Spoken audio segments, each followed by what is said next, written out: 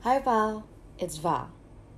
Di video kali ini aku mau membahas soal letting go atau melepaskan. Sebuah kata-kata atau sebuah konsep yang menurut aku emang sangat berat, makanya harus tarik nafas dulu kadang-kadang kalau setiap dengerin.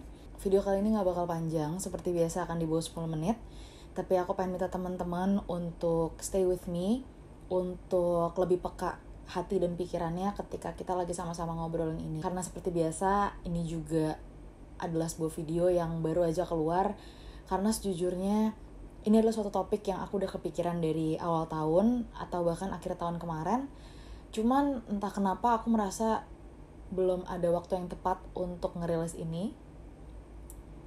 Jadi pelan-pelan aku mulai mencoba untuk melepaskan. Setiap kali aku belum buat video YouTube, aku merasa dikejar-kejar. Aku ngerasa kayak pengen buat dan gak mau keluar dari schedule aku. Karena aku selalu ngerasa kan harusnya seperti ini atau harusnya kan seperti itu. Dan itu adalah sesuatu yang emang udah kejadian selama kurang lebih setahun ya aku bikin YouTube. Namun belakangan ini udah agak berbeda. Pelan-pelan seperti yang tadi aku ceritain, aku mencoba untuk lebih melepaskan. Kalau dari analogi aku soal YouTube tadi, kamu pernah gak sih ngerasain kayak gitu? Atau mungkin kamu lagi di fase itu? Mungkin kamu lagi merasa ada hal yang harus kamu lepaskan, apakah itu pikiran kamu, emosi kamu, hubungan kamu, pekerjaan kamu, atau bahkan sesuatu yang kamu inginkan sejak lama, atau harapan kamu bahkan.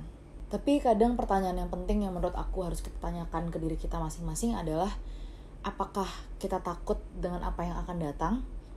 Atau jangan-jangan kita belum berani untuk melepaskan apa yang udah lewat dan apa yang selama ini ada di pikiran kita.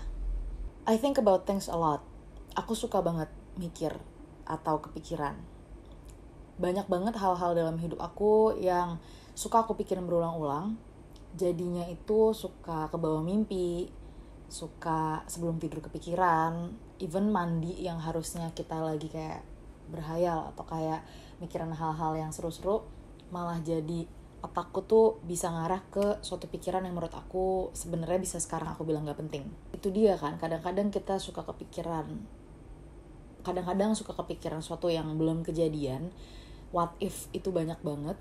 Dan kadang-kadang aku juga suka mikirin hal-hal yang udah lewat, yang udah kejadian, yang udah gak bisa diapain lagi. Dan ketika di pikiranku lagi rame banget, ketika aku lagi mikirin banyak banget hal yang akan kejadian atau yang belum kejadian, aku jadi gak ada tempat gitu untuk kayak mikirin apa yang harusnya aku lakuin sekarang.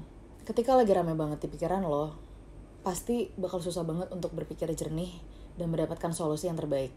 Beberapa hari lalu aku habis curhat sama sahabat aku habis cerita lah gitu tentang pengalaman aku, tentang ada pikiran aku yang lagi ngeganjel beberapa saat ke belakang. Dan ketika aku ngobrol sama dia, dan lagi kusut-kusutnya, dia bilang kayak gini, pikirin apa yang lo bisa kontrol aja.